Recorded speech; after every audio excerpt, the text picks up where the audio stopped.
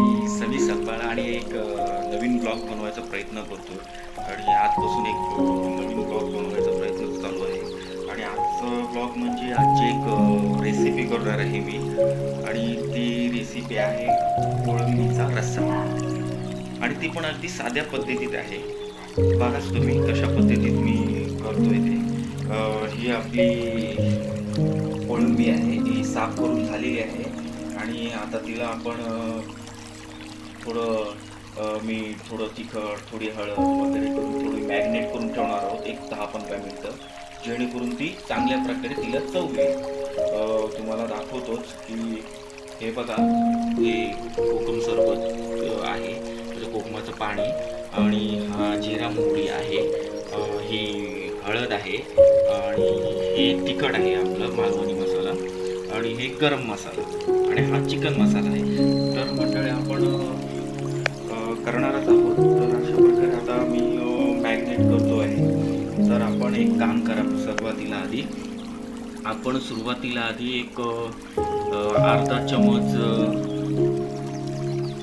चमच तिखट टाकावं चवीनुसार, कारण की फोडणीला पण टाकावं लागतं. त्यानंतर थोडीशी आपल्या थोडीशी हळद टाकावी. थोडीशी हळद टाकली त्याच्यानंतर थोडंसं चिकन मसाला आहे तो थोडा आपल्या पद्धतीने थोडासा टाकावा, आणि जेणेकरून चव येते. आणि थोडासा गरम मसाला टाकत आहे. तर मंडळी थोडासा हलक्या पद्धतीत टाकला आहे गरम मसाला. आणि मंडळी आता इकडे थोड्या लसूण आहे, ही लसूण आपण थोडीशी चेचून वगैरे त्याला हाताने असं थोडंसं चेचायचं, जेणेकरून ते चांगल्या पद्धतीत त्याच्यामध्ये मुरेल. हे चांगल्या पद्धतीत त्याच्यामध्ये मुरलं जाईल ते बघ, हे मी चांगल्या पद्धतीने असं चेचलं आहे, जेणेकरून कसं थोडंसं चवीला हे होतं. आणि ते ह्याच्यामध्ये थोडंसं टाकायचं. हे असं थोडं टाकल्यानंतर त्याच्यानंतर जे कोकम पाणी केलेलं आहे, हे थोडं कोकम पाणी आपण थोडंसं करतोय, जेणेकरून त्याला ही होईल. तर मंडळी आपण आता हे कोकम सरबट थोडंसं कोकमाचं पाणी थोडंसं हलक्या पद्धतीत टाकत आहोत, जेणेकरून त्याला थोडीशी ही राहावी, थोडासा आंबटपणा यावा, जेणेकरून टेस्ट चांगली राहते. तर मंडळी आता हे मी पूर्णपणे हाताने मॅरिनेट करत आहे, जेणेकरून हे सगळीकडे लागलं पाहिजे.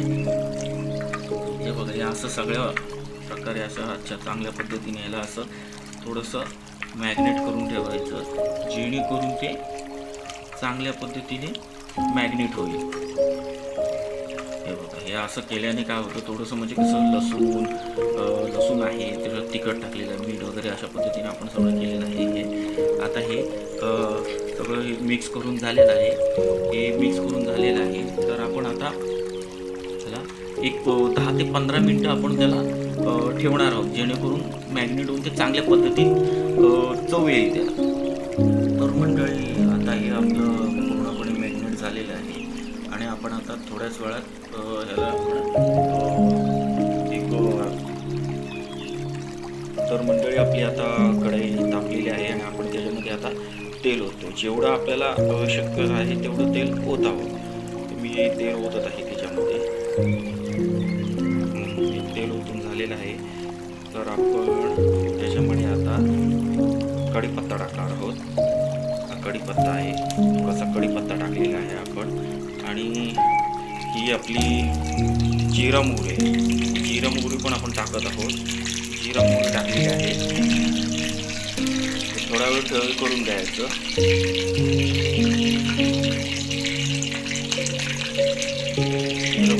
झाल्यानंतर थोडं हे आपला कांदा आहे, हा कांदा आपण टाकत आहोत. कांदा टाकायचा. कांदा टाकून झालेला आहे.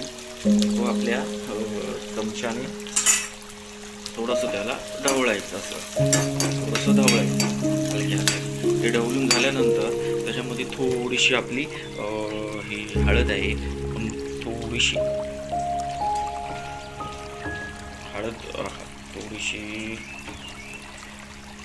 थोडीशी हळद घेतलेली आहे, हळद टाकलेली आहे.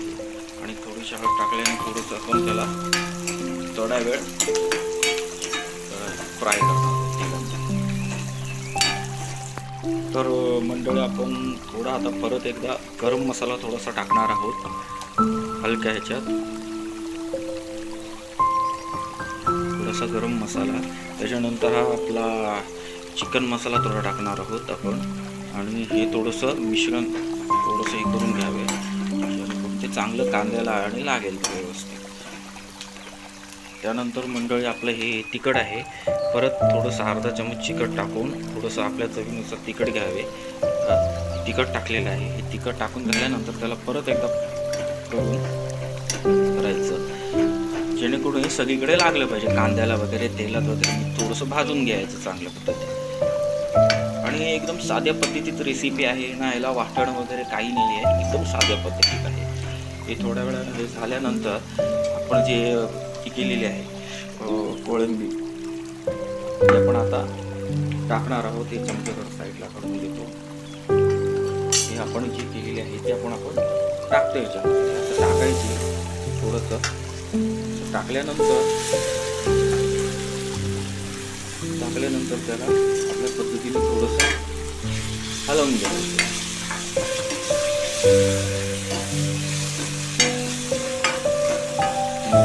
हलवल्यानंतर थोडंसं हलवल्यानंतर त्याच्यानुसार आपण त्याच्यामध्ये थोडंसं पाणी ओतणार आहोत. जेवढं आपल्याला शक्य आहे तेवढं पाणी ओतावं.